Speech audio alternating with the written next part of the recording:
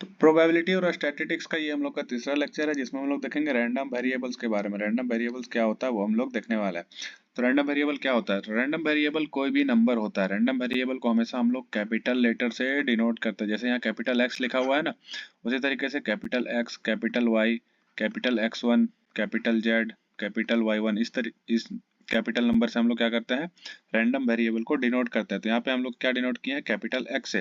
तो random variable capital x कोई भी नंबर होगा, इज ए नंबर जिसका वैल्यू जो है डिपेंड करेगा किस पे, आउटकम पे। किसका आउटकम पे? तो रैंडम एक्सपेरिमेंट का आउटकम पे।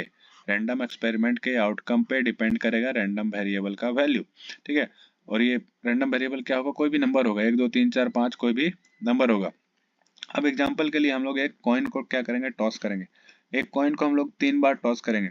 जब एक कॉइन को हम लोग 3 बार टॉस करते हैं तो हम लोग को पता है क्या होता है, इसमें 8 आउटकम्स आता है। टोटल कितना आता है, 8 गो आउटकम्स आता है। ठीक है, टोटल 8 आउटकम्स आता है, जिसको हम लोग बोलते हैं 8 पॉसिबिलिटी। जिसको हम लोग क्या बोलते हैं, 8 पॉसिबिलिटी होता है। इसमें क्या होता है, 8 पॉसिबिलिटीज होता है। तो अब यहाँ पे रैंडम वेरिएबल x क्या कह रहा है, x हमारा कह रहा है कि नंबर ऑफ हेड है। x क्या है, नंबर ऑफ हेड है। मान लो कि नंबर ऑफ हेड 0 है। अगर नंबर ऑफ हेड 0 है, number of head 0, number of head 0 कहने का मतलब ऐसा कितना सारा आउटकम्स है जिसमें नंबर ऑफ हेड 0 है। अगर हम लोग को गिनने के लिए बोलेगा कि ऐसा कितना सारा आउटकम है जिसमें नंबर ऑफ हेड 0 है, तो कैसे लिखेंगे, एक ही है। ऐसा एक ही आउटकम्स है जिसमें नंबर ऑफ हेड 0 है, तो इसको हम लोग लिखते हैं रैंडम वेरिएबल x बराबर 0। इसको क्या लिखते हैं, रैंडम वेरिएबल x बराबर 0, मतलब ऐसा आउटकम जिसमें हेड 0 होगा। ऐसा आउटकम जिसमें हेड 0 होगा, तो इसका वैल्यू हो जाएगा कितना, 1 हो जाएगा। सेम उसी तरीके से नंबर ऑफ हेड जो है एक आने का, माने ऐसा कितना आउटकम्स है जिसमें हेड एक ही बार है। जिसमें हेड एक ही बार है, तो हेड एक ही बार किसमें किसमें है, इसमें है, इसमें है, इसमें है। तो ऐसा 3 आउटकम्स है जिसमें हेड एक बार है। सेम 2 हेड का निकालेंगे, तो ऐसा कितना सारा आउटकम्स है जिसमें हेड 2 बार है। ऐसा कितना सारा आउटकम्स है जिसमें हेड 2 ही बार है। ठीक है, 2 से ज्यादा नहीं, 2 से कम नहीं। तो ये 1 2 3, तो इसका वैल्यू हो जाएगा फिर से 3। अब 3 का निकालेंगे, तो ऐसा कितना आउटकम्स है जिसमें हेड 3 बार है। ऐसा कितना आउटकम्स है जिसमें हेड 3 बार है, तो एक बार है, ये वाला पहला वाला। तो अभी क्या बोला कि रैंडम वेरिएबल क्या है, कोई भी नंबर है। रैंडम वेरिएबल क्या है, कोई भी नंबर है। ये जो 1 2 3 और 1 है, यही है हमारा रैंडम वेरिएबल। ये क्या है, हमारा रैंडम वेरिएबल। इसको हम लोग लिखते कैसे हैं, तो इसको जो अभी लिखे हैं यहाँ पे ये जो लिखे हुए हैं, ये x बराबर 0, x बराबर 1, x बराबर 2, x बराबर 3, यही है हमारा रैंडम वेरिएबल लिखने का तरीका। कि हमारा जो रैंडम वेरिएबल है, x बराबर 0 कहने का मतलब ऐसा कितना आउटकम्स है जिसमें हेड एक बार भी नहीं है। ऐसा x बराबर 1 कहने का मतलब ऐसा कितना आउटकम्स है जिसमें हेड एक बार है। ऐसा कितना आउटकम्स है जिसमें हेड 2 बार है। ऐसा कितना आउटकम्स जिसमें हेड 3 बार है। ठीक है, तो इसको हम लोग ऐसे भी लिख सकते हैं। इसको लिख सकते हैं x0, इसको लिख सकते हैं x1, इसको लिख सकते हैं x2, इसको लिख सकते हैं छोटा x3। ठीक है, इसको हम लोग इस तरीके से भी लिख सकते हैं। अब अगर मान लो पूछेगा कहीं पे कि probability of random variable x बराबर 0, probability probability of random variable x बराबर 0, रैंडम वेरिएबल x बराबर 0 का प्रोबेबिलिटी पूछेगा, इसका क्या करेंगे हम लोग, कैसे निकालेंगे। तो टोटल आउटकम्स कितना है, एक है। टोटल आउटकम्स एक है जिसमें हेड आने का, x बराबर 0 का टोटल नंबर कितना है, एक है। और टोटल कितना है, टोटल पॉसिबल आउटकम्स 8 है, तो इसका प्रोबेबिलिटी हो जाएगा 1/8। सेम अगर पूछेगा x बराबर 2 का, x बराबर 2 का प्रोबेबिलिटी, इसको हम लोग लिखते हैं इस तरीके से p, इसको लिखेंगे px0, px बराबर 0, इसको लिखेंगे px बराबर 2। तो px बराबर 2 मतलब probability of random variable x बराबर 2, px, p और ब्रैकेट के अंदर में x बराबर 2 मतलब probability of random variable x बराबर 2। तो इसका प्रोबेबिलिटी क्या हो जाएगा, तो इसका टोटल वैल्यू कितना है, इसका वैल्यू है 3, इसका वैल्यू है 3, टोटल है 8, तो 3/8 जो हो जाएगा हमारा रैंडम वेरिएबल हो जाएगा। 3/8 क्या हो जाएगा, हमारा रैंडम वेरिएबल हो जाएगा। बात समझ में आया। तो इसको हम लोग कहते हैं रैंडम वेरिएबल। अब एक चीज देखो, रैंडम वेरिएबल जैसे यहाँ पे क्या लिखे, रैंडम वेरिएबल तो ऐसे हम लोग माने x, रैंडम वेरिएबल क्या माने, x माने, जिसका वैल्यू क्या है, x1 है, x2 है, x3 है, x4, इसी तरीके से चलते जा रहा है। ठीक है, इसी तरीके से क्या हो रहा है, चलते जा रहा है। तो कोई भी नंबर होगा, मान लो कि x1 है या x2 है, xi है, तो इसको हम लोग लिख सकते हैं xi। इसको लिखेंगे हम लोग क्या, इसको लिख देंगे हम लोग xi। अगर कोई भी नंबर है कोई भी रैंडम वेरिएबल है एक्स आई। अब इसका प्रोबेबिलिटी अगर निकालने बोलेगा, अगर मान लो कोई भी रैंडम वेरिएबल है एक्स आई, अगर कोई भी रैंडम वेरिएबल है एक्स आई, एक्स बराबर एक्स आई कुछ भी है, ठीक है, एक्स बराबर एक्स आई कुछ भी है, तो इसका जो प्रोबेबिलिटी होगा, अगर इसका प्रोबेबिलिटी हम लोग निकालेंगे तो इसको लिखेंगे पी एक्स आई। इसको क्या लिखेंगे? पी एक्स आई, जहाँ पे आई क्या हो सकता है? आई हो सकता है कुछ भी, 1 2 3 4 5 कोई भी नंबर हो सकता है। ये रैंडम वेरिएबल खुद एक नंबर है। रैंडम वेरिएबल क्या है? अपने आप ही एक नंबर है, ठीक है, रैंडम वेरिएबल अपने आप ही एक नंबर है। तो x1 x0 x2 ये सब क्या है? ये सब रैंडम वेरिएबल ही है। ये सब क्या है? रैंडम वेरिएबल ही है। लेकिन यूजुअली हम लोग रैंडम वेरिएबल को कैपिटल लेटर से ही लिखते हैं। यूजुअली हम लोग रैंडम वेरिएबल को क्या करते हैं? कैपिटल लेटर से ही लिखते हैं। अब देखो एक चीज, जैसे कि यहाँ पे क्या किया हम लोग, यहाँ पे हम लोग क्या किए, टोटल यहाँ पे आउटकम कितना है? 8 है। टोटल आउटकम कितना है? 8 है, 8 पॉसिबिलिटी है। इसी को क्या किया?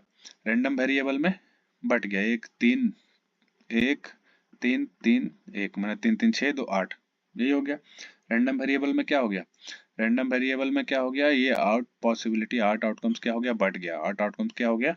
बट गया। तो जब हम लोग निकालेंगे प्रोबेबिलिटी किसका? सबका सम का, सारा का सम का जब हम लोग प्रोबेबिलिटी निकालेंगे, जैसे निकालेंगे रैंडम वेरिएबल, जैसे अभी देखो x1 plus x2 plus x3 plus क्या छूट गया? एक x0 छूट गया ना। तो ये जीरो टोटल क्या है? टोटल जो है हमारा मैक्सिमम जितना भी आउटकम्स है, 8 आउटकम्स है। ये कितना है? 8 है, ठीक है। सेम अगर इसका हम लोग प्रोबेबिलिटी निकालेंगे, अगर सेम इसका प्रोबेबिलिटी निकालेंगे, अभी क्या बोले, इसका प्रोबेबिलिटी क्या हो जाएगा? इसका प्रोबेबिलिटी हो जाएगा px1, इसका प्रोबेबिलिटी क्या हो जाएगा? px2, इसका प्रोबेबिलिटी क्या हो जाएगा? px3, इसका प्रोबेबिलिटी क्या हो जाएगा? px0, ठीक है। तो सबका प्रोबेबिलिटी का जो सम होगा वो हो जाएगा 1। सबका प्रोबेबिलिटी का सम क्या हो जाएगा? 1 हो जाएगा। क्या हो जाएगा? कि सबका सम 8 है और टोटल भी 8 है, ठीक है। टोटल 8 है और इसी 8 को क्या किया है? डिवाइड किया है, 1 3 3 6। तो जब सबका प्रोबेबिलिटी निकालेंगे तो सबका सम क्या हो जाएगा? 1 हो जाएगा। कैसे हो जाएगा? तो मान लो कि px1 है, जैसे कि px1 है, ठीक है। तो px1 अगर निकाले, प्रोबेबिलिटी ऑफ x1 निकाले, प्रोबेबिलिटी x1 क्या हो जाएगा? प्रोबेबिलिटी ऑफ x1 क्या हो जाएगा? ये 3/8 हो जाएगा, 3/8 हो जाएगा। सेम x2 निकालेंगे, px2 निकालेंगे, इसका प्रोबेबिलिटी 3/8 हो जाएगा। सेम px3 निकालेंगे तो इसका भी प्रोबेबिलिटी 1/8 हो जाएगा। और जब px0 निकालेंगे इसका प्रोबेबिलिटी 1/8 हो जाएगा। सब जब सबको जोड़ेंगे तो 8, ऊपर में भी 8, इसका प्रोबेबिलिटी कितना होगा? 8 होगा। यही होता है सम ऑफ टोटल प्रोबेबिलिटी। इसी को कहा जाता है सम ऑफ टोटल प्रोबेबिलिटी, ठीक है। किसी भी इवेंट का टोटल प्रोबेबिलिटी क्या होगा? हमेशा 1 होगा। किसी भी इवेंट का टोटल प्रोबेबिलिटी क्या होगा? हमेशा क्या होगा? 1 होगा। तो सम ऑफ प्रोबेबिलिटी यहाँ पे क्या होगा? हमेशा 1 होगा, ठीक है। सम ऑफ प्रोबेबिलिटी हमेशा 1 होगा। और ये हमारा जो रैंडम वेरिएबल है, ये क्या हो गया? हमेशा 0 से बड़ा होगा। जैसे कि pxi ये क्या होगा? हमेशा 0 से बड़ा, या फिर 0 से बड़ा कैसे दिखाएंगे? 0 से बड़ा इस साइड में 0 रहेगा ना, 0 या फिर 0 से बड़ा रहेगा, ठीक है। या तो ये px0 से चालू होगा या फिर px1 से चालू होगा। माइनस कभी नहीं होगा, px-1 ऐसा कभी नहीं आएगा, ठीक है। px-1 ऐसा कभी नहीं आएगा। हमेशा या तो फिर px0 या फिर px1, इस तरीके से हमेशा हमारा रैंडम वेरिएबल रहने वाला है। और ये pxi मतलब probability of random variable, pxi मतलब प्रोबेबिलिटी ऑफ रैंडम वेरिएबल। अब देखो एक चीज समझना है, अगर हमारा random variable if random variable जो है हमारा x, ये फाइनाइट वैल्यू लेगा, टेक्स अगर फाइनाइट वैल्यू, अगर ये फाइनाइट वैल्यू लेता है, ठीक है, अगर ये फाइनाइट वैल्यू लेता है तो इसको कहते हैं हम लोग डिस्क्रीट वेरिएट। इसको क्या कहते हैं? इसको कहते हैं हम लोग डिस्क्रीट वेरिएट। इसको क्या कहते हैं? Discrete variate. अगर रैंडम वेरिएबल हमारा x जो है ये इनफाइनाइट वैल्यू लेगा, अगर ये इनफाइनाइट वैल्यू लेगा तो इसको बोलेंगे हम लोग कंटिन्यूअस। इसको क्या बोलेंगे? Continuous variate. बात समझ में आ रहा है? नहीं समझ में आ रहा होगा। जैसे देखो कोई भी हमारा वेरिएबल है, कोई भी वेरिएबल है, ठीक है, कोई भी वेरिएबल है x, तो x का वैल्यू क्या हो सकता है, x वेरिएबल है मतलब x वेरी कर सकता है, 1 2 3 4, x वेरी कर सकता है मतलब x का x बदल सकता है, 1 2 3 4 5 6 कुछ भी हो सकता है, ठीक है।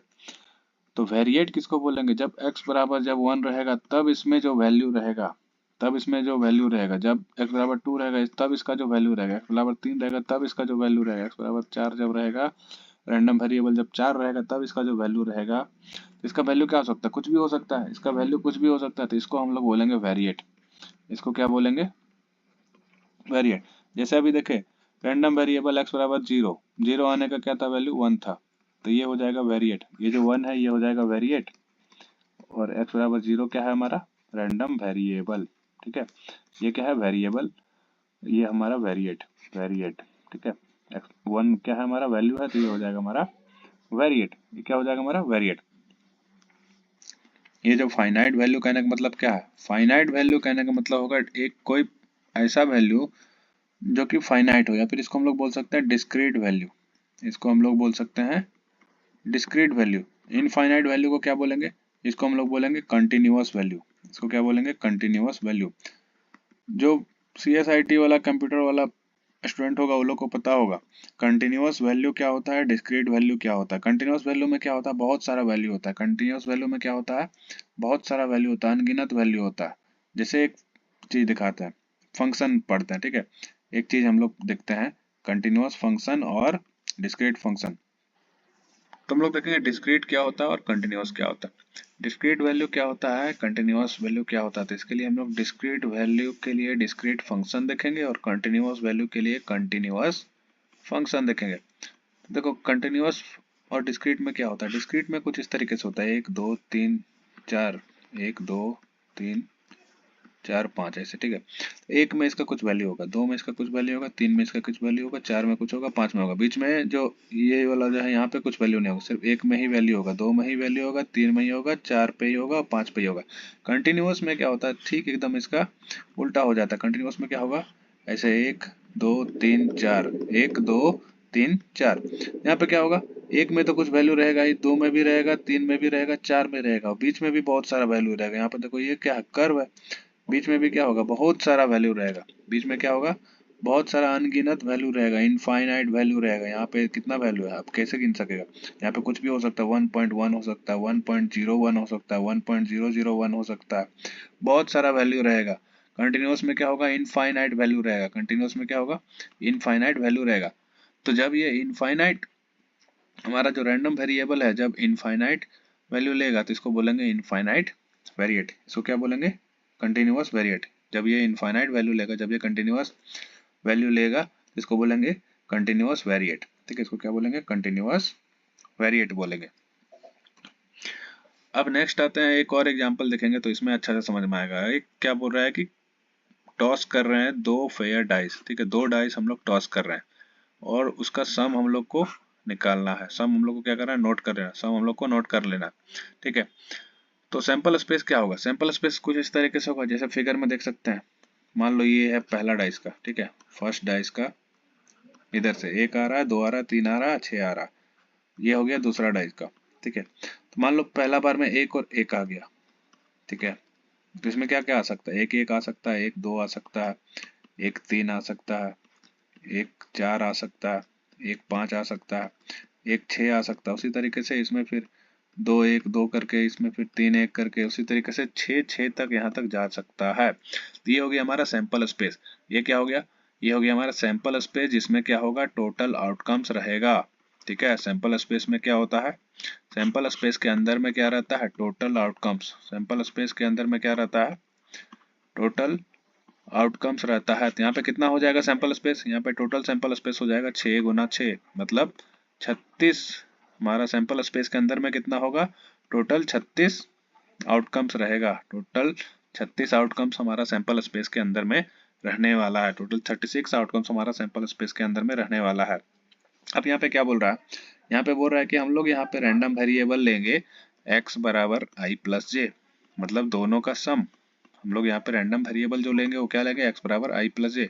आई मान लेते हैं पहला वाला का, आई मान लेते हैं हम लोग आउटकम ऑफ फर्स्ट डाई, आई मान लेते हैं आउटकम ऑफ फर्स्ट डाइस, ठीक है, पहला डाइस का हम लोग आउटकम मानते हैं आई, और जे मान लेते हैं हम लोग आउटकम ऑफ सेकंड डाई, ठीक है, आउटकम ऑफ सेकंड डाइस का हम लोग आउटकम मान लेते हैं। तो हमारा जो रैंडम वेरिएबल एक्स है ये क्या बोल रहा है, आई प्लस जे होना चाहिए। अब फिर से यहाँ पे देखो इसका मैपिंग हम लोग कैसे करेंगे, आई प्लस जे का मैपिंग कैसे करेंगे, तो यहाँ पे देखो एक प्लस एक, एक प्लस एक कितना हो जाएगा, दो हो जाएगा, दो प्लस एक यहाँ पे कितना हो जाएगा, ये तीन हो जाएगा। उसी तरीके से जोड़ते जाना, तो ये भी तीन होगा, ये चार होगा, ये चार होगा, ये चार होगा, ऐसे जोड़ते जाना है, एक इधर से एक इधर से, ठीक है।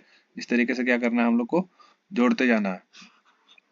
तो ऐसे अगर हम लोग जोड़ेंगे, ऐसे हम लोग मैपिंग करेंगे, तो यहाँ पे इसका वैल्यू आएगा दो, इसका वैल्यू आएगा तीन, इसका वैल्यू आएगा चार, ये इसका चार, इसका चार, इसका पाँच, इसका पाँच, इसका पाँच, इसका भी पाँच, इसका छः, छः, छः। ये क्या बता रहा है, ये सम बता रहा है, ठीक है, दोनों डाइस का आउटकम का सम बता रहा है। ये सात, ये सात, ये सात, ये सात, ये सात, ये भी सात, दोनों डाइस का आउटकम का सम माने आई प्लस जे, आई प्लस जे बता रहा है। आठ, ये आठ, ये नौ, ये नौ, ये भी नौ, ये भी नौ, ये दस, दस, दस, ग्यारह, ग्यारह, और ये बारह।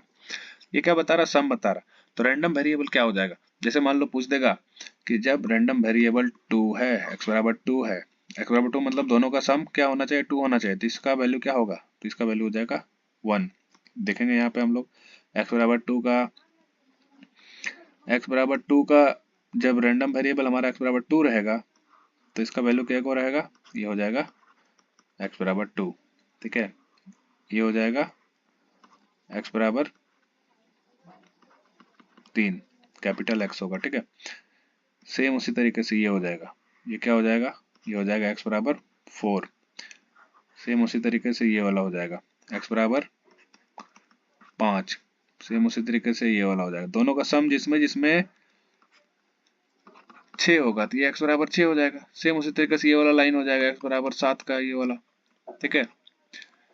तो अगर पूछेगा एक्स बराबर सात का वैल्यू बताओ, एक्स बराबर सात का वैल्यू बताओ, तो क्या करेंगे, वैसा आउटकम जिसमें दोनों का सम जो है क्या है, सात आना चाहिए, तो सबको जोड़ेंगे, क्या को है, तो एक्स बराबर सात किस में है, एक, दो, तीन, चार, पाँच, छः, मतलब एक्स बराबर सात का वैल्यू कितना हो जाएगा, छः हो जाएगा। इसको कहते हैं रैंडम वेरिएबल का मैपिंग, इसको क्या कहते हैं, रैंडम वेरिएबल का मैपिंग। अब देखो फिगर में दिया हुआ एक्स बराबर आठ का, एक्स बराबर आठ का हम लोग निकालेंगे, एक्स बराबर आठ का हम लोग मैपिंग करेंगे, तो आठ किस में आएगा, तो एक इसमें आएगा, एक इसमें आएगा, एक इसमें आएगा, एक इसमें, एक इसमें, माने टोटल पाँच। जब रैंडम वेरिएबल एक्स बराबर आठ रहेगा तो इसका वैल्यू कितना रहेगा, पाँच रहेगा, इसका वैल्यू कितना रहेगा, कहीं पे पाँच रहेगा।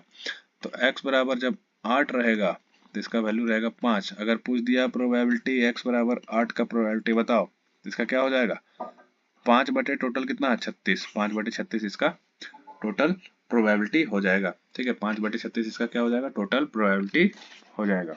बात समझ में आ रहा है। यहाँ पे हम लोग क्या कर रहे हैं, रैंडम वेरिएबल का मैपिंग कर रहे हैं, क्या कर रहे हैं, रैंडम वेरिएबल का मैपिंग कर रहे हैं। ठीक उसी तरीके से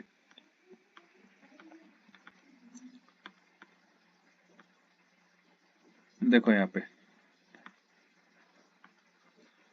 अगर मान पूछा जाएगा कि x बराबर टू, ये इसको हम लोग लेते हैं रैंडम वेरिएबल का लाइन, ठीक है, ये है x बराबर, ये लाइन किसका है, x का, रैंडम वेरिएबल का है। जब हम लोग के पास पूछा जाएगा कि x बराबर टू का वैल्यू बताओ, x बराबर टू का वैल्यू, तो x बराबर टू का वैल्यू कहीं पे इस तरीके से वन होगा, x बराबर थ्री का वैल्यू कहीं पे टू होगा, x बराबर फोर का वैल्यू कहीं पे तीन होगा, x बराबर फाइव का वैल्यू कहीं पे चार होगा, छः का वैल्यू कहीं पे पाँच होगा, सात का वैल्यू कहीं पे छः होगा, उसके बाद फिर ये और घटते जाएगा, फिर ये चार होगा, फिर ये तीन होगा, फिर ये दो होगा, फिर ये एक होगा, ठीक है। ये क्या है, ये रैंडम वेरिएबल का वैल्यू है, रैंडम वेरिएबल का क्या है, ये वैल्यू है, ठीक है, रैंडम वेरिएबल का क्या है, वैल्यू है, ठीक है।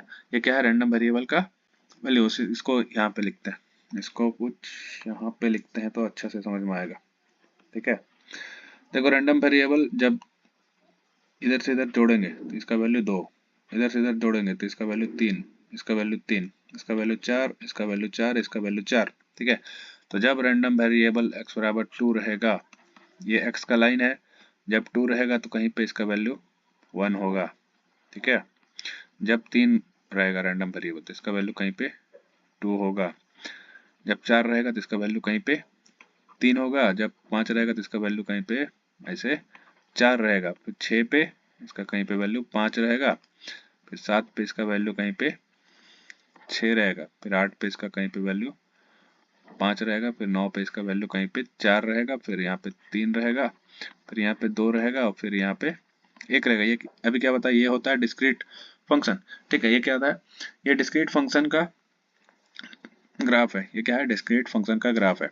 आप देखो ये 1 2 3 4 5 6 क्या है, ये है रैंडम वेरिएबल का वैल्यू।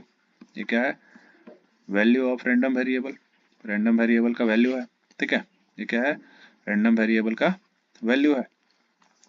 अब मान लो कि पूछेगा रैंडम वेरिएबल x बराबर 6 पे इसका प्रोबेबिलिटी क्या है, कैसे निकालेंगे। x बराबर 6, x बराबर 6 में इसका वैल्यू कितना 5 है, तो 5/36। उसी तरीके से सब में टोटल आउटकम कितना है 36 है, तो सबका इसका प्रोबेबिलिटी हो जाएगा कहीं पे 1/36, इसका प्रोबेबिलिटी 1/36, इसका प्रोबेबिलिटी 1/36, इसका प्रोबेबिलिटी 1/36, इसका प्रोबेबिलिटी 1/36, इसका भी 6/36, इसका भी 36, इसका भी 36, इसका भी 36, इसका भी 2/36, इसका भी 36, ठीक है। ये हो जाएगा रैंडम वेरिएबल का प्रोबेबिलिटी का मैपिंग। क्या हो जाएगा, रैंडम वेरिएबल का प्रोबेबिलिटी का मैपिंग। ये हो गया 1/36, ये 2/36, 3/36, 4/36, 5/36, 6/36, 5/36, फिर 4/36, 3/36, 2/36, 1/36, ठीक है। ये क्या हो गया, ये हो गया रैंडम वेरिएबल का मैपिंग। उसके बाद फिर रैंडम वेरिएबल का प्रोबेबिलिटी का भी मैपिंग हो गया। तो इसमें देखो एक चीज, अभी हम लोग क्या पढ़े कि टोटल प्रोबेबिलिटी का सम क्या हो जाएगा, टोटल प्रोबेबिलिटी का सम क्या हो जाएगा। मान लो कि इसको मान लेते हैं हम लोग x1, ठीक है। इसको मान लेते हैं x1, इसको मानते हैं x2, इसको मानते हैं x3, इसको मानते हैं x4, इसको x5, इसको x6, इसको x7, इसको x8, इसको x9, इसको x10, इसको x11, ठीक है। तो टोटल प्रोबेबिलिटी का सम क्या हो जाएगा, px1 plus px2 plus px3 plus ऐसे करते करते जाएंगे एकदम कहाँ तक, px11 तक। इसका वैल्यू क्या हो जाएगा, इसका वैल्यू हमेशा क्या होगा 1 होगा, इसका वैल्यू क्या होगा हमेशा 1 होगा। कैसे होगा, तो 1/36 प्लस 2/36 प्लस ऐसे करते करते हम लोग फिर से जाएंगे कहाँ तक, 2/36 प्लस 1/36, सबको जोड़ते जाएंगे तो इसका वैल्यू नीचे में तो 36, ऊपर में भी 36 आएगा। देखो 1 + 2 3, 3 + 3 6, 6 + 4 10, 10 + 5 15, 15 + 6 21, 21 + 5 26, 26 + 4 30, 30 + 3 33, 33 + 2 35, 35 + 1 36 आ गया। तो ऊपर में क्या होगा 36, नीचे में भी 36, तो इसका टोटल प्रोबेबिलिटी कितना हो जाएगा 1 हो जाएगा। टोटल प्रोबेबिलिटी कितना हो जाएगा 1 हो जाएगा। अब देखो एक चीज, इसको अगर हम लोग टेबल में लिखे, टेबल बना करके लिखे तो ये कुछ इस तरीके से लिखाएगा, ठीक है। ये कुछ इस तरीके से दिखेगा, ये हो गया हमारा x1, ये हो गया x2, ये हो गया x3, ये हो गया x4, ये हो गया x5, ये हो गया x6, ये हो गया x7, ये हो गया x8, ये x9, ये x10, ये x11। इसी को लिखा गया यहाँ पे xi, सेम यहाँ पे pxi लिखा गया, मतलब ये हो जाएगा px1, ये हो जाएगा px2, उसी तरीके से ये हो जाएगा लास्ट वाला px11, ठीक है। तो यहाँ पे क्या किया है देखो, टोटल प्रोबेबिलिटी है 1, टोटल प्रोबेबिलिटी कितना है 1 है। 1 को ही क्या किया इस सब में बांट दिया, 1 को क्या किया 1/2, 1/36, 2/36, 3/36, 4/36, 5/36, ठीक है। ऐसे करके क्या किया 1 को ही बांटा हुआ है, 1 को क्या किया है डिस्ट्रीब्यूट किया हुआ है, ठीक है। प्रोबेबिलिटी क्या किया है डिस्ट्रीब्यूट किया है। तो एक ये देख के कुछ याद आ रहा होगा बचपन में जो हम लोग पढ़ते थे, जिसमें हम लोग xi और fi निकालते थे, ठीक है। फिर सिग्मा xi फिर सिग्मा fi निकालते थे, जिसको हम लोग बोलते थे फ्रीक्वेंसी डिस्ट्रीब्यूशन, ठीक है। जिसको हम लोग क्या बोलते थे, फ्रीक्वेंसी डिस्ट्रीब्यूशन। फ्रीक्वेंसी डिस्ट्रीब्यूशन ये 5वां 6ठा क्लास से ही आदमी पढ़ता है, ठीक है। फ्रीक्वेंसी डिस्ट्रीब्यूशन हिंदी मीडियम में अगर पढ़ाओगे तो पढ़ाओगे आवृत्ति वितरण, हिंदी मीडियम में पढ़ाओगे तो पढ़ाओगे आवृत्ति वितरण, इसको कहते हैं फ्रीक्वेंसी डिस्ट्रीब्यूशन। बचपन से हम लोग पढ़ते आ रहे हैं फ्रीक्वेंसी डिस्ट्रीब्यूशन। तो यहाँ पे देखो, यहाँ पे फ्रीक्वेंसी का तो डिस्ट्रीब्यूशन नहीं हो रहा है, लेकिन यहाँ पे क्या हो रहा है, यहाँ पे हो रहा है प्रोबेबिलिटी का डिस्ट्रीब्यूशन।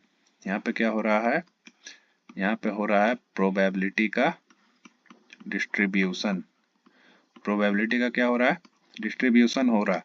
हम लोग के पास टोटल प्रोबेबिलिटी कितना है, टोटल प्रोबेबिलिटी है एक, टोटल प्रोबेबिलिटी कितना है, एक है, ठीक है।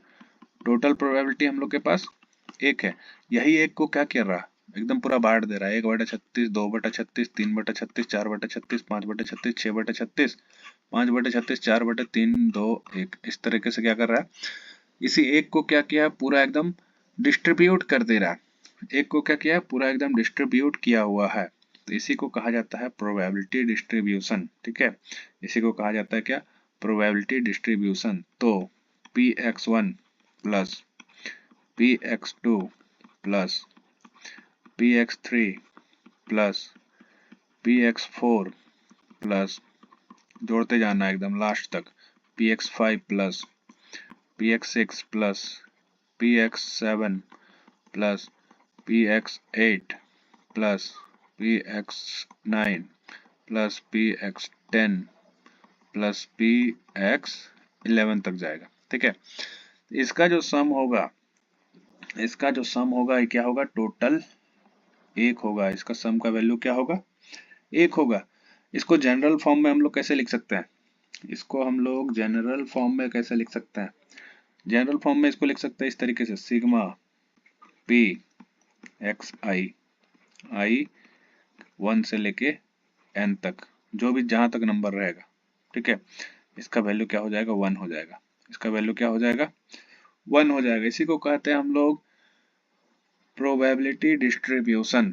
इसको क्या कहते हैं, प्रोबेबिलिटी डिस्ट्रीब्यूशन। अब इसको अगर हम लोग एक फंक्शन से डिनोट करेंगे, कोई भी फंक्शन एफ एक्स, ठीक है, कैपिटल एफ एक्स, तो इसको बोलेंगे हम लोग प्रोबेबिलिटी डिस्ट्रीब्यूशन फंक्शन, ठीक है। इसको क्या बोलेंगे हम लोग, इसको बोलेंगे प्रोबेबिलिटी डिस्ट्रीब्यूशन फंक्शन। इसको क्या बोलेंगे, probability distribution function. Probability distribution function को हम लोग कैसे दिखाते हैं, तो प्रोबेबिलिटी डिस्ट्रीब्यूशन फंक्शन को हम लोगों को कुछ इस तरीके से दिखाते हैं, F X, capital F X equals to probability of random variable X less than N लिख सकते हैं इसको, या फिर एन से बड़ा या फिर एन के बराबर।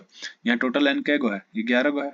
टोटल एन कितना है, 11 नंबर है, तो या तो 11 या फिर 11 से छोटा, ठीक है, 11 या फिर 11 से छोटा। तो इसको n के जगह पे बहुत जगह पे लिखा रहता है p बड़ा x, और यहाँ पे छोटा x भी लिखा हुआ रहता है, ठीक है, छोटा x भी लिखा हुआ, तो लिखने में कोई दिक्कत नहीं। यहाँ पे n क्या है, n कोई भी नंबर है, नंबर है जो कि पॉजिटिव है, तो इसको लिख सकते हैं इंटीगर।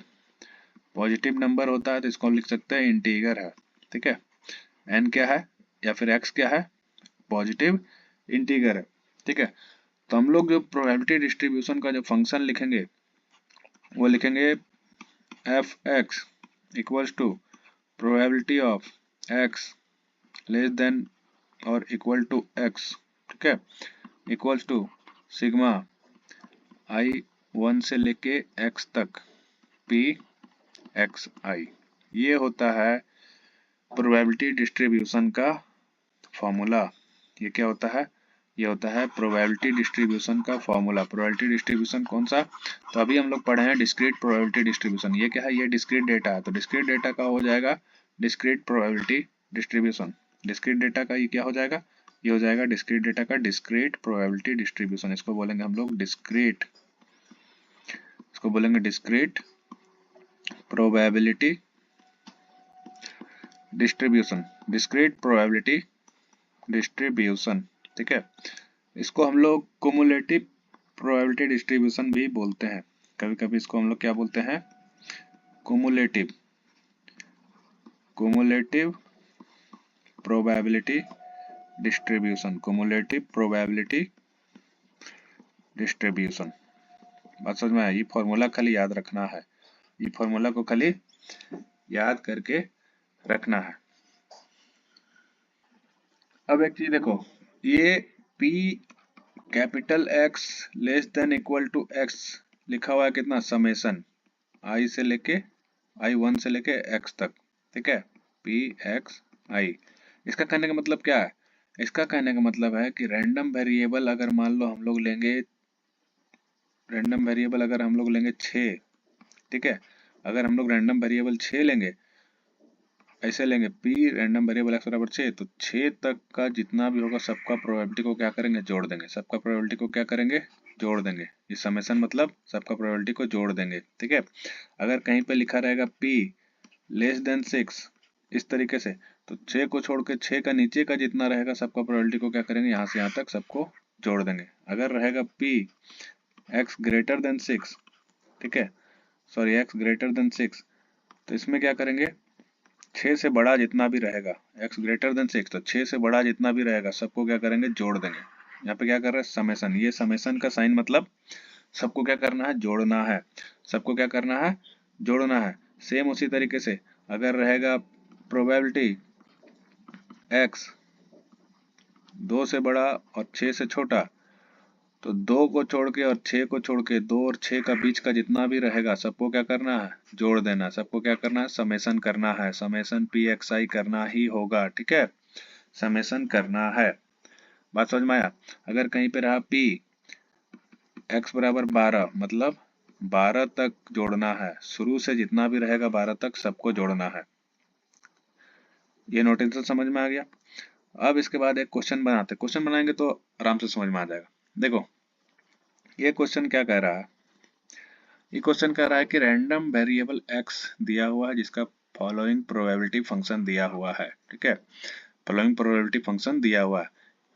ये देखो x दिया हुआ है, px दिया हुआ है, ठीक है। इसको अगर मान लेंगे x0, इसको मान लेंगे 1, इसको मान लेंगे x2, इसको x3, इसको x4, इसको x5, इसको x6, इसको x7, ठीक है। तो ये हो जाएगा p x0 या फिर p, इसको लिख सकते हैं क्या, इसको लिख सकते हैं ये वाला को, ये वाला को क्या लिख सकते हैं, इसको लिख सकते हैं प्रोबेबिलिटी x बराबर 0, ठीक है, मैंने x जब 0 है तब इसका प्रोबेबिलिटी। तो अब देखो क्वेश्चन में क्या बोल रहा है, क्या पूछ रहा है। ये क्वेश्चन दिया हुआ पूछ रहा है find the value of k का वैल्यू निकालना है। k का वैल्यू कैसे निकलेगा, पहला क्वेश्चन के लिए हम लोग निकालेंगे find the value of k का वैल्यू कैसे निकलेगा। तो हम लोग को पता है समेशन सिग्मा i 1 से x तक p x i, इसका वैल्यू क्या होता है, 1 होता है। टोटल का सम क्या होगा, 1 होगा, ठीक है। तो सबको क्या करेंगे, जोड़ देंगे। 0 प्लस के, ये सबको जोड़ देंगे। 0 प्लस के प्लस 2k प्लस 3k, सबको क्या करना है, जोड़ देना है। तो 0 प्लस के प्लस 2k प्लस फिर से 2k plus 3k plus k square plus 2k square plus 7k square plus k, इसका वैल्यू कितना है, 1 है, ठीक है। तो सबको जोड़ते हैं। के स्क्वायर तो ये हो गया 7 2 9 1 10, 10 के स्क्वायर, इधर हो गया 1 2 3 3 2 5 5 3 8, 8 और 1 9, 10 के स्क्वायर प्लस 9 के बराबर 1। इसको भी इधर ही ले आते हैं, तो 10 के स्क्वायर प्लस 9 के माइनस 1 इक्वल्स टू 0। अब इसको कर देना फैक्टराइज, फैक्टराइज कर देना है, तो 10 के स्क्वायर प्लस 10 के माइनस 1 इक्वल्स टू 0, ठीक है। 10 के कॉमन ले लेना है, तो ये हो जाएगा k माइनस 1 प्लस 1, यहाँ माइनस 1 कॉमन ले लेंगे तो k प्लस 1 इक्वल्स टू 0। अब ये जो है देखो यहाँ पे आ जाएगा कितना, यहाँ पे आ जाएगा k प्लस 1 और इंटू में 10 k माइनस 1 इक्वल्स टू 0। तो यहाँ k का वैल्यू कितना हो जाएगा, k का दो वैल्यू आएगा, k का दो वैल्यू आएगा। एक आएगा k बराबर माइनस 1, एक आएगा k बराबर 1/10। तो k का वैल्यू -1 नहीं होगा, ठीक है। k का वैल्यू क्या होगा, -1 नहीं होने वाला है। क्यों नहीं होगा, क्योंकि प्रोबेबिलिटी जो है कभी भी नेगेटिव नहीं होता है। Probability never takes negative value, ठीक है। यहाँ पे लिख देना है कि probability never takes negative value, या फिर probability never negative, probability never takes negative value, या फिर प्रोबेबिलिटी नेवर नेगेटिव। तो ये वाला जो है ये नहीं होगा। तो यहाँ k का वैल्यू हो जाएगा 1/10। के का वैल्यू कितना हो जाएगा, 1/10। अब आते हैं दूसरा क्वेश्चन में। दूसरा क्वेश्चन में क्या पूछ रहा है, P पूछ रहा है x लेस देन 6 और P पूछ रहा है x बराबर और बड़ा 6 से। ठीक है, x 6 से बड़ा या 6 से बराबर। ये देखो लेस देन 6 मैंने 6 को नहीं लेना, 6 को छोड़ के बाकी सब ले लेना है, 6 को छोड़ के बाकी सब ले लेना, मैंने यहाँ से लेके यहाँ तक सबको जोड़ देना है। किसको जोड़ना है, प्रोबेबिलिटी को जोड़ना है। ठीक है, प्रोबेबिलिटी को जोड़ना है, तो देखो जोड़ते हैं प्रोबेबिलिटी को, तो 0 प्लस के प्लस 2k प्लस फिर से 2k प्लस 3k प्लस के स्क्वायर, तो ये हो जाएगा के स्क्वायर प्लस 3 2 5 2 7 और 1 8, 8k। के का वैल्यू अभी हम लोग निकाले 1/10, तो 1/10 गुने 1/10 प्लस 8 गुने 1/10, ये हो जाएगा 1/100 प्लस ये 8/10। एलसीएम ले लेंगे तो 100, इधर 100, सॉरी इधर 1, इधर 1 और इधर 80, इधर 1 प्लस 80, 81/100, 81/100, ये हो गया इसका। ठीक है, इसके लिए क्या बोल रहा है, 6 से 6 का बराबर या फिर 6 से बड़ा, 6 का बराबर या फिर 6 से बड़ा, मतलब 6 और 7 दोनों को ले लेंगे, 6 और 7 दोनों को ले लेंगे, तो दोनों को जोड़ देंगे, तो 2k square plus 7k square plus k। ठीक है, तो 7 2 9k स्क्वायर प्लस k का वैल्यू हम लोग निकाले 1/10, तो यहाँ हो जाएगा 9/100, 1/10 एलसीएम ले लेंगे, तो ये हो जाएगा 9 प्लस 10 मैंने हो जाएगा 19/10, 19/100। ये हो गया दूसरा क्वेश्चन का। नेक्स्ट आता है तीसरा क्वेश्चन। तीसरा क्वेश्चन में क्या पूछ रहा है, तीसरा क्वेश्चन में पूछ रहा है x जो है 0 से बड़ा और 5 से छोटा। ठीक है, 0 से बड़ा 5 से छोटा, 0 से बड़ा 5 से छोटा, मैंने 0 से बड़ा 5 से छोटा, तो 1 2 3 4, ये सबको क्या करना है, जोड़ना है, ये सबको क्या करना है, जोड़ना है, तो k प्लस 2k प्लस फिर से 2k प्लस 3k, तो कितना हो गया, 3 2 5 2 7 और 1 8, 8k, 8/10, सिंपल है। तो इसी तरीके से कंटिन्यूअस डिस्क्रीट प्रोबेबिलिटी का जो क्वेश्चन है कुछ इस तरीके से आएगा। ठीक है, डिस्क्रीट प्रोबेबिलिटी डिस्ट्रीब्यूशन का क्वेश्चन कुछ इसी तरीके से आने वाला है, तो इसको आराम से एकदम सिंपल सिंपल क्वेश्चन आएगा, इसको इजीली एकदम आराम से बनाना है। Discrete probability distribution, discrete probability distribution. ठीक है, क्वेश्चन क्या होगा, ऐसा ही क्वेश्चन इसमें आएगा। अब नेक्स्ट आता है कंटिन्यूअस प्रोबेबिलिटी डिस्ट्रीब्यूशन में। कंटिन्यूअस प्रोबेबिलिटी डिस्ट्रीब्यूशन में क्या होता है, जैसे अभी देखे कि दो टाइप का हम लोग डिस्ट्रीब्यूशन देखे, दो टाइप का हम लोग डाटा देखे, एक था डिस्क्रीट, एक था कंटिन्यूअस। ठीक है, ऐसे डिस्क्रीट था और एक था कंटिन्यूअस, जिसका ऐसे ही आता था। ठीक है, तो डिस्क्रीट वाला तो अभी देख लिया हम लोग कि इसका फिक्स वैल्यू होगा, फाइनाइट वैल्यू होगा। डिस्क्रीट में क्या होता है, फाइनाइट वैल्यू होता है, लेकिन कंटिन्यूअस में क्या होता है, इनफाइनाइट वैल्यू होता है। कंटिन्यूअस में क्या होता है, वैल्यू इसका इनफाइनाइट होता है। ठीक है, कंटिन्यूअस में क्या होता है, वैल्यू इनफाइनाइट होता है। तो इनफाइनाइट वैल्यू होता है, तो इसको हम लोग दिखाएंगे कैसे, तो इसको दिखाते हैं हम लोग कंटिन्यूअस फंक्शन से। इसको क्या दिखाते हैं हम लोग, इसको दिखाते हैं हम लोग कंटिन्यूअस फंक्शन से।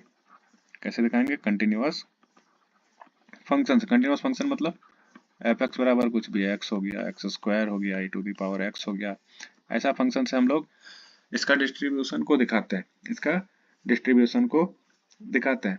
अब देखो यहाँ पे क्या था, यहाँ पे सारा प्रोबेबिलिटी का सम था कितना, सारा प्रोबेबिलिटी का सम कितना था, 1 था। यहाँ पे भी सारा प्रोबेबिलिटी का सम क्या होगा, 1 ही होगा। अब बताओ ये कंटिन्यूअस में हम लोग प्रोबेबिलिटी का सम कैसे करेंगे, कंटिन्यूअस में प्रोबेबिलिटी का सम कैसे करेंगे, तो यहाँ लगाएंगे इंटीग्रेशन। इंटीग्रेशन में क्या बताएगा, सम बताएगा। तो यहाँ पे जो भी इंटीग्रेशन होगा, जो भी फंक्शन होगा, इस फंक्शन का इंटीग्रेशन क्या होगा, 1 होगा, तो इसको बोलेंगे हम लोग टोटल प्रोबेबिलिटी। इसको क्या बोलेंगे, इसको बोलेंगे टोटल प्रोबेबिलिटी, मैंने सम ऑफ टोटल प्रोबेबिलिटी हमेशा क्या होगा, 1 होगा, चाहे डिस्क्रीट रहे या फिर डिस्क्रीट डिस्ट्रीब्यूशन रहे या फिर कंटिन्यूअस डिस्ट्रीब्यूशन रहे, दोनों में सम ऑफ टोटल प्रोबेबिलिटी क्या होगा, हमेशा 1 होगा। ठीक है, हमेशा क्या होगा, 1 होगा। अब देखो कंटिन्यूअस प्रोबेबिलिटी डिस्ट्रीब्यूशन में होता क्या है, एक एग्जांपल लेते हैं, एक पहले एग्जांपल लेते हैं कि मान लो कि हमारा जो रैंडम वेरिएबल x है, x को हम लोग मानते हैं हाइट ऑफ ह्यूमंस। ठीक है, ह्यूमंस का हाइट, x को हम लोग अभी क्या मान रहे हैं, हाइट ऑफ ह्यूमंस, इंसान का हाइट। ठीक है, तो एवरेज इंसान का हाइट 5 से 5.5 के बीच में रहता है, ठीक है। किसी का 4 भी रहता है, किसी का 3 भी रहता है, बहुत छोटा जो रहता है उसका 3 भी रहता है, किसी का 6 भी रहता है, किसी का बहुत आदमी का 6.5 भी रहता है। लेकिन एवरेज ह्यूमन का हाइट 5 से 5.5 के बीच में ही लाई करता है। किसी का 5.1 से लेके एकदम 5.5 तक जाएगा, किसी का 5.01 जाएगा, किसी का 5.001 रहेगा। इस तरीके से इस रेंज में क्या होगा, इस रेंज में जो है मैक्सिमम बहुत ज्यादा आदमी लोग का हाइट यहाँ पे रहेगा, ठीक है। तो इसका जो फंक्शन हम लोग दिखाएंगे कुछ इस तरीके से दिखाएंगे। इसका जो फंक्शन दिखाएंगे कुछ इस तरीके से दिखाएंगे। ऐसे जाएंगे 1 फीट 2 फीट 3 फीट 4 फीट 5 6 6 5 4 3 2 1, ठीक है। तो 1-2 फीट तो बहुत ही कम होगा, जब बच्चा जन्म लेता है तब छोटा छोटा रहता है, ठीक है। तो ये 3 फीट में थोड़ा सा बढ़ेगा, 4 फीट में थोड़ा सा बढ़ेगा, लेकिन 5 से 5.5 फीट में क्या होगा, ये एकदम बहुत ज्यादा चल जाएगा। इसका वैल्यू क्या होगा, बहुत ही ज्यादा चल जाएगा, बहुत ज्यादा, ठीक है। यहाँ पे क्या होगा, बहुत ज्यादा चल जाएगा। यहाँ पे क्या होगा, यहाँ पे बहुत ज्यादा आदमी लोग है। 5 से 5.5 फीट का जो रेंज है, इसमें क्या है, बहुत ज्यादा आदमी लोग है। तो ये यहाँ पे क्या है, यहाँ पे बहुत ज्यादा आदमी लोग भरा हुआ, मतलब यहाँ पे डेंसिटी हाई है, ठीक है। तो हम लोग जो फंक्शन दिखाएंगे, हम लोग जो प्रोबेबिलिटी डिस्ट्रीब्यूशन फंक्शन दिखाएंगे, यहाँ पे हम लोग यूज करते हैं एक function F x.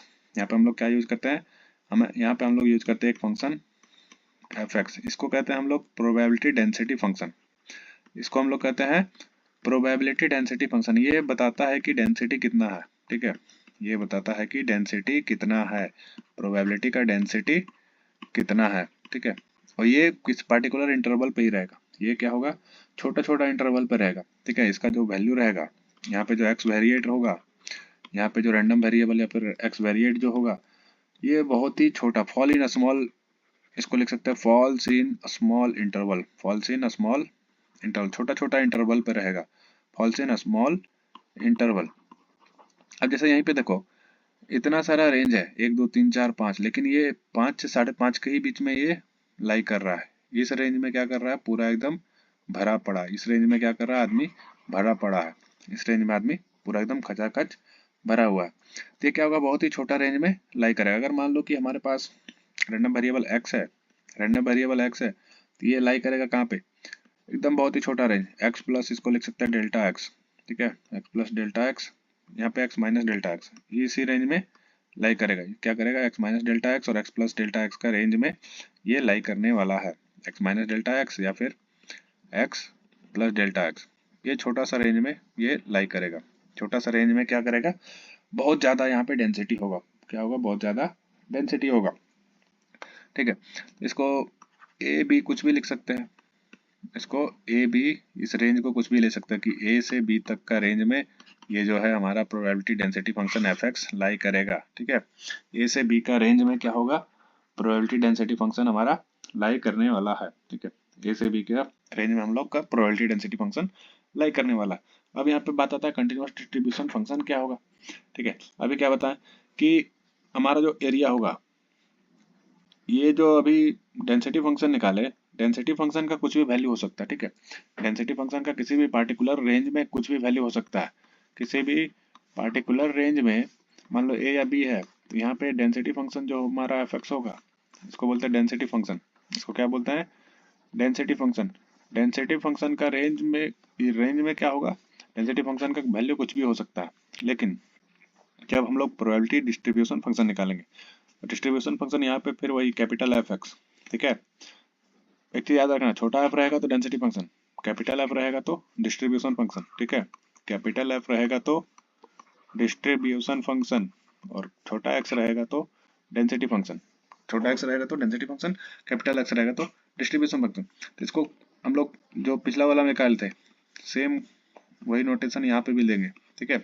Same notation यहाँ पे भी देंगे कि कैपिटल एक्स जो है रैंडम वेरिएबल हमेशा छोटा एक्स से छोटा या फिर बराबर होगा, छोटा एक्स से छोटा या फिर बराबर होगा। उसके बाद क्या करेंगे, यहाँ पे इंटीग्रेशन करेंगे। क्या बोले, प्रोबेबिलिटी फंक्शन का इंटीग्रेशन करेंगे। कहाँ से कहाँ तक, तो माइनस इन्फिनिटी से इन्फिनिटी तक, माइनस इन्फिनिटी से इन्फिनिटी तक इंटीग्रेशन करेंगे एफ एक्स डी एक्स, ठीक है। माइनस इन्फिनिटी से इन्फिनिटी तक इंटीग्रेशन करेंगे एफ एक्स डी एक्स। इसका वैल्यू जो होगा हमेशा 1 आएगा। इसका वैल्यू क्या होगा, हमेशा 1 आएगा, ठीक है। इसका वैल्यू क्या होगा, हमेशा 1 आएगा। तो ये होता है प्रोबेबिलिटी डिस्ट्रीब्यूशन फंक्शन।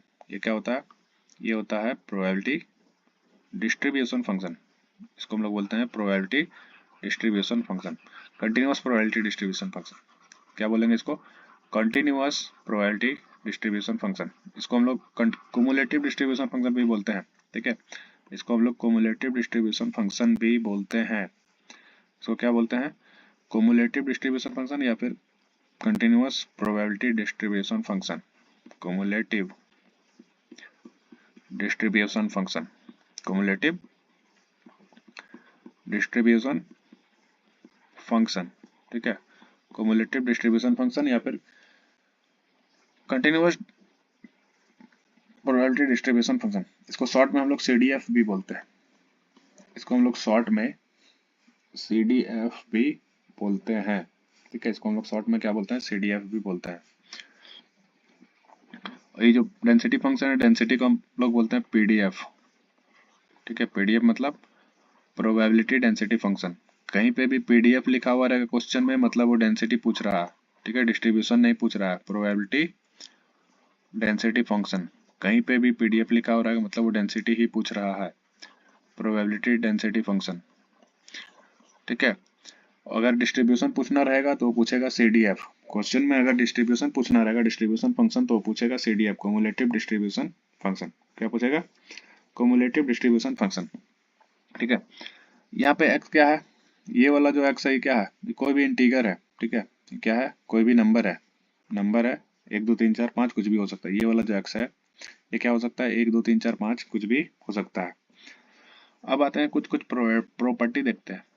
अब हम लोग कुछ प्रॉपर्टी देखते हैं, ठीक है। प्रोबेबिलिटी डिस्ट्रीब्यूशन का कुछ प्रॉपर्टीज देखते हैं, प्रॉपर्टीज, ठीक है। तो पहला प्रॉपर्टी क्या है? पहला प्रॉपर्टी है कि अगर हम लोग कैपिटल एफ एक्स का डिफरेंशिएशन कर दे, ठीक है, कैपिटल एफ एक्स का डिफरेंशिएशन कर दे तो हम लोग के पास छोटा एफ एक्स आ जाएगा। मतलब कैपिटल एफ एक्स क्या है?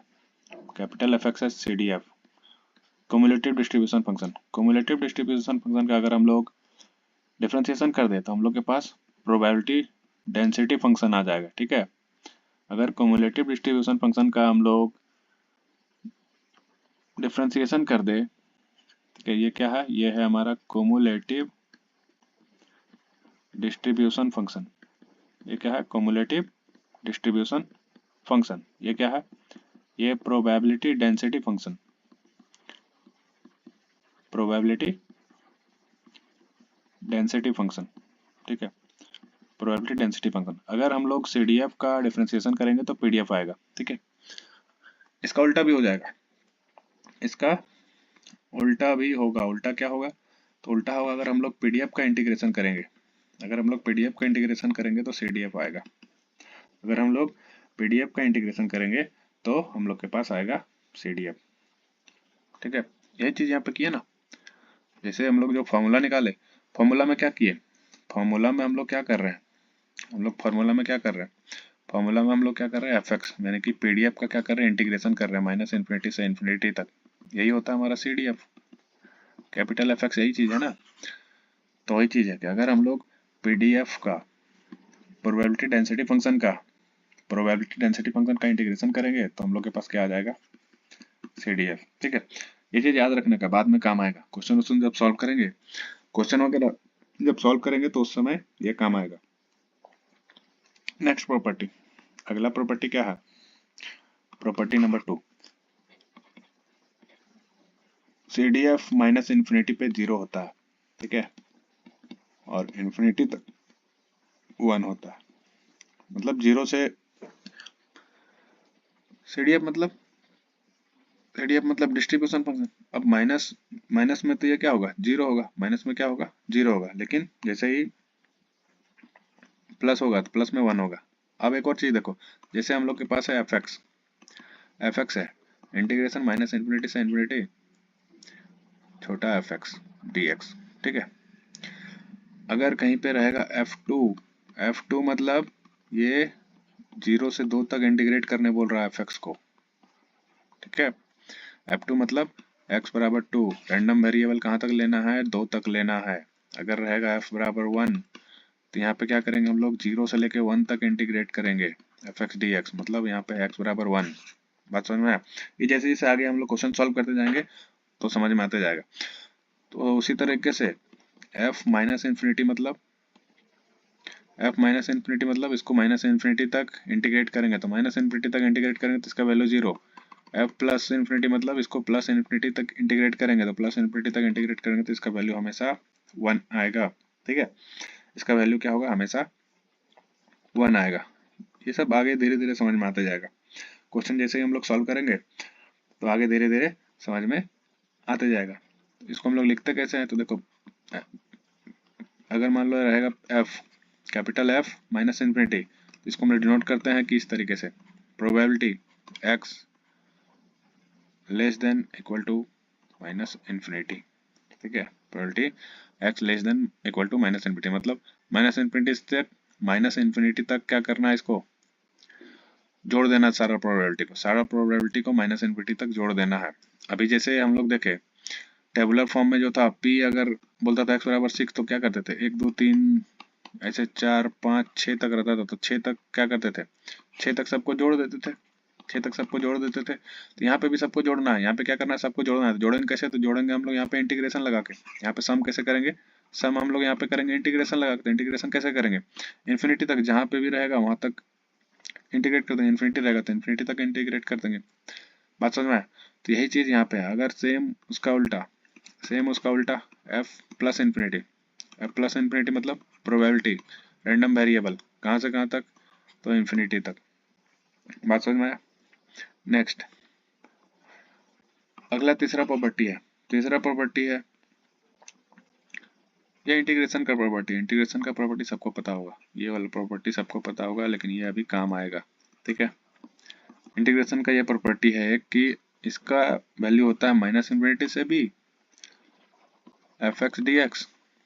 डेफिनेट इंटीग्रल का ये प्रॉपर्टी है, माइनस इन्फिनिटी से a F X D x. ठीक है, देखो यहाँ पे क्या होगा, इसका वैल्यू हो जाएगा f b माइनस एफ ए, यही होगा।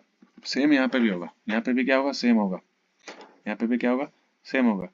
इसमें हो जाएगा b, यहाँ पे हो जाएगा minus minus plus f infinity minus f infinity minus, एक मिनट इसको थोड़ा सा अच्छा से लिख देते हैं। यहाँ पे क्या हो जाएगा, f b माइनस इन्फिनिटी, तो ये माइनस इन्फिनिटी तो पहले ही बोल दिया कि 0 हो जाएगा। ठीक है, उसके बाद यहाँ पे प्लस है कि माइनस है, तो एफ ए हो गया, उसके बाद यहाँ पे फिर से माइनस इन्फिनिटी, तो माइनस इन्फिनिटी फिर से जो भी होगा 0 हो जाएगा। यहाँ पे माइनस हो या प्लस हो, जो भी होगा ये 0 हो जाएगा। तो ये फिर से आ जाएगा F B minus F A. तो ये बहुत ही रेयर केस में आएगा जब इस फॉर्मूला का यूज करेंगे, जब इस प्रॉपर्टी का हम लोग बहुत ही रेयर केस में यूज करने वाले हैं। तो ये था कंटिन्यूअस प्रोबेबिलिटी डिस्ट्रीब्यूशन कैसा था, तो बड़ा एफ एक्स, ठीक है, इसको हम लोग दिखाते कैसे, तो प्रोबेबिलिटी रैंडम वेरिएबल एक्स बराबर या छोटा कहाँ से कहाँ तक, एक्स तक, और इंटीग्रेट करेंगे कहाँ से कहाँ तक, तो माइनस इन्फिनिटी से इन्फिनिटी तक। किसको इंटीग्रेट करेंगे, तो प्रोबेबिलिटी डेंसिटी फंक्शन को, पी एक्स को। ठीक है, प्रोबेबिलिटी डेंसिटी फंक्शन को हम लोग यहाँ पे इंटीग्रेट करेंगे, क्या इसको इंटीग्रेट करेंगे, तो प्रोबेबिलिटी डेंसिटी फंक्शन छोटा एफ एक्स को। ये होता है हमारा कंटिन्यूअस प्रोबेबिलिटी डिस्ट्रीब्यूशन फंक्शन। ठीक है, इसे को हम लोग बोलते हैं सी डी एफ। और ये वाला क्या है, ये है हमारा डेंसिटी फंक्शन। ये क्या है, डेंसिटी फंक्शन। ठीक है, ये हमारा डेंसिटी फंक्शन।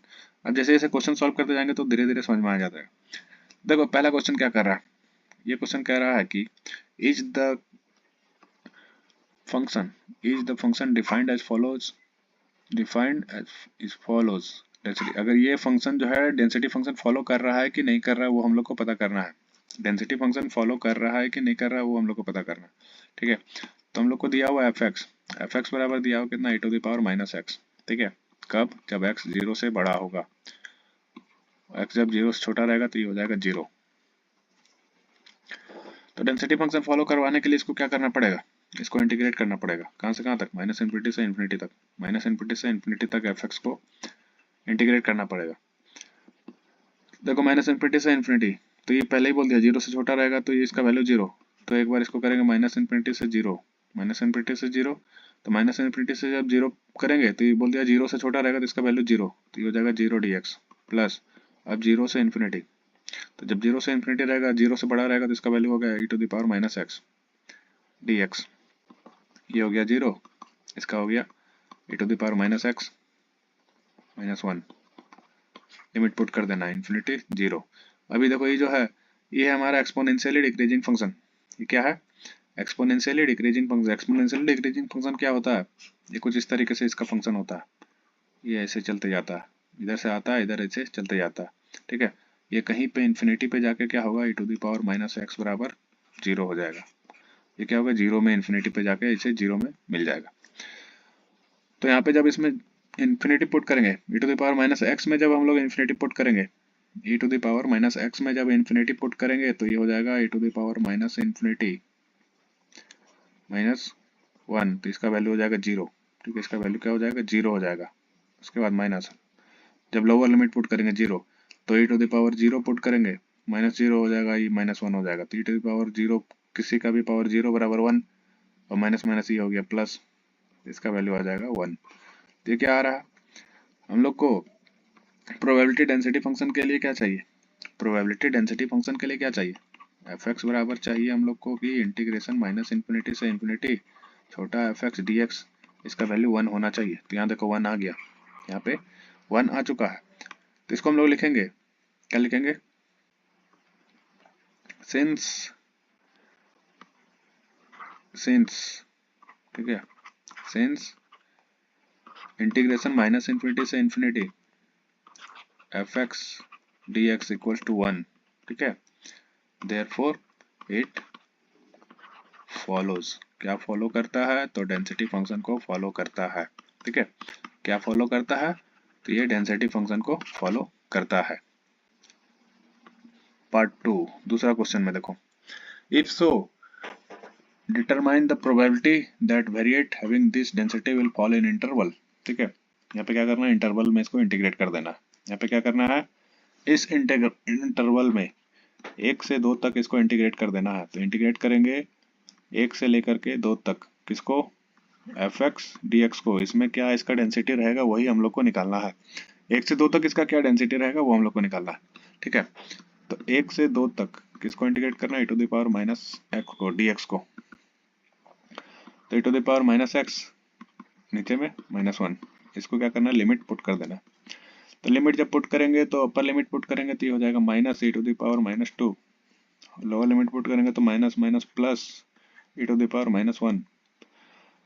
इसको क्या करना है, कैलकुलेटर में कैलकुलेट कर लेना। साइंटिफिक कैलकुलेटर एग्जाम में अलाउड है, आराम से ले जाना है, फटाफट वैल्यू डालते रहना है, ठीक है। तो इसको डाल रहे हैं कैलकुलेटर में, तो e to the power minus two होगी माइनस में और plus E to the power minus one, तो इसका वैल्यू आ रहा है 0.233, ठीक है। फटाक से कैलकुलेटर में डाल के कैलकुलेट कर देना, आंसर आ जाएगा। अगला क्वेश्चन क्या कर रहा है कि also find C D F cumulative distribution function F2, क्या बोल रहा है, F2 निकालने बोल रहा है। अभी क्या बोले, F2 मतलब x बराबर 2, मतलब प्रोबेबिलिटी x कहाँ तक, तो x बराबर 2 तक, ठीक है। तो यहाँ पे क्या करना है, इंटीग्रेट करना है। किसको इंटीग्रेट करना है, फिर से हम लोग को पीडीएफ को ही इंटीग्रेट करना है, प्रोबेबिलिटी डेंसिटी फंक्शन को ही इंटीग्रेट करना है। कहाँ से कहाँ तक, तो 0 से 2 तक इंटीग्रेट करना है। किसको इंटीग्रेट करना है, तो एफ एक्स डी एक्स को इंटीग्रेट करना है, ठीक है। तो सी डी एफ यहाँ पे लिख देंगे, सी डी एफ एफ बराबर 2, सी डी एफ एफ 2 यहाँ पे लिख देना है, ठीक है। C D F F 2 equals to इतना, उसके बाद इंटीग्रेट कर देना है। तो 0 से लेकर 2 तक e to the power minus x D x, फिर से e to the power minus x minus one, limit put 0 से 2 तक, तो इसका लिमिट पुट करेंगे तो हो जाएगा minus E to the power minus 2, और 0 पुट करेंगे तो माइनस माइनस प्लस 1। इसका वैल्यू निकाल लेना कैलकुलेटर में। कैलकुलेटर में इसका वैल्यू निकाला था अभी थोड़ा देर पहले, इसका वैल्यू तो निकला था, +1 कर देना है, तो ई टू दी इसका आ जाएगा 0.865। ठीक है। तो इस तरीके से हम लोग क्वेश्चन बनाते हैं। क्वेश्चन बहुत ही सिंपल और इजी रहेगा, ठीक है। दो दो चार चार लाइन का बनने का रहेगा, लेकिन समझ में ही नहीं आएगा तो बनाएंगे कहाँ से हम लोग, ठीक है। अभी डिस्ट्रीब्यूशन आएगा, नॉर्मल डिस्ट्रीब्यूशन, बाइनोमियल डिस्ट्रीब्यूशन, वो सब का भी क्वेश्चन एकदम सिंपल रहेगा, लेकिन क्वेश्चन समझने का तो समझ में तो आना चाहिए। पहले पहले क्वेश्चन समझ में तो आना चाहिए। अब क्वेश्चन ही नहीं समझ में आएगा तो बनेगा कैसे। ये देखो, ये वाला क्वेश्चन जो है ये आया था यूनिवर्सिटी एग्जाम में, ठीक है। ये यूनिवर्सिटी एग्जाम में क्वेश्चन आया हुआ है। यूनिवर्सिटी एग्जाम में ये क्वेश्चन आया हुआ, वो भी कितना, 7 नंबर का आया हुआ है। इसमें क्या बोल रहा है, लेट एफ एक्स, क्या कह रहा है कि एफ एक्स जो है 1/2, कहाँ से कहाँ तक, तो -1 से x तक और 1 तक, और L 0 एल्सवेयर, बाकी कहीं पे भी 0, बाकी कहीं पे भी क्या है इसका वैल्यू 0। बी द पीडीएफ, ये पीडीएफ है, प्रोबेबिलिटी डेंसिटी फंक्शन है। क्या है ये, डेंसिटी फंक्शन है, किसका, रैंडम वेरिएबल x का। क्या है ये, डेंसिटी फंक्शन है, x का डेंसिटी फंक्शन है, ठीक है। तो पूछ रहा है what is PDF of y बराबर X square, what is PDF of y बराबर एक्स स्क्वायर, एक्स स्क्वायर का डेंसिटी फंक्शन पूछ रहा है, एक्स स्क्वायर का डेंसिटी फंक्शन पूछ रहा है, ठीक है। तो अभी देखो, अभी हम लोग क्या देखें, डेंसिटी फंक्शन क्या बताता है, डेंसिटी फंक्शन डेंसिटी बताता है, किसी पार्टिकुलर रेंज में क्या बताता है, डेंसिटी बताता है। मान लो इस रेंज में है तो ये यहाँ से क्या बताया, -1 से 1 तक है, -1 से 1 तक इसका बताया कि यहाँ पे डेंसिटी 1/2 है, इसका डेंसिटी क्या है, 1/2 है। तो हम लोग को निकालना क्या है, हम लोग को निकालना है y बराबर एक्स स्क्वायर का डेंसिटी। हम लोग को क्या निकालना है, y बराबर एक्स स्क्वायर का डेंसिटी। अगर मान लो यहाँ पे डेंसिटी फंक्शन इस तरीके से दिया हुआ रहता, जो यहाँ पे f(x) बराबर e⁻⁻x दिया हुआ है, इस तरीके से अगर दिया हुआ रहता कि f(x) बराबर e⁻⁻x, तो यहाँ पे आराम से एफ वाई डाल देते, यहाँ पे e⁻⁻y ऐसे हो जाता। लेकिन यहाँ पे फंक्शन नहीं दिया हुआ, यहाँ पे वैल्यू दिया हुआ। यहाँ पे क्या है, प्रोबेबिलिटी डेंसिटी फंक्शन का वैल्यू दिया हुआ, इस रेंज में कितना इसका डेंसिटी है, यहाँ पे डेंसिटी दिया हुआ डायरेक्ट, यहाँ पे क्या दिया हुआ, डायरेक्ट डेंसिटी दिया हुआ। तो इसके लिए क्या करेंगे हम लोग, पहले इसका CDF निकालेंगे, ठीक है। क्या करेंगे हम लोग, इसका पहले CDF निकालेंगे। तो पहले यहाँ पे निकालेंगे CDF, ठीक है।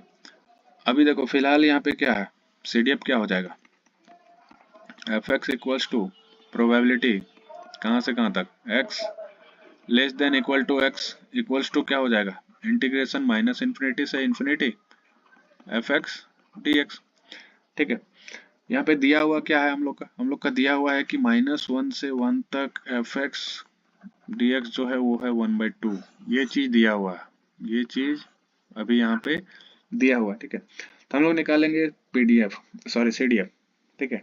हम लोग क्या निकालेंगे, CDF निकालेंगे। तो ये क्या है, ये है हमारा CDF, ठीक है। किसके लिए, x के लिए। तो y बराबर एक्स स्क्वायर के लिए CDF क्या हो जाएगा, CDF फॉर y,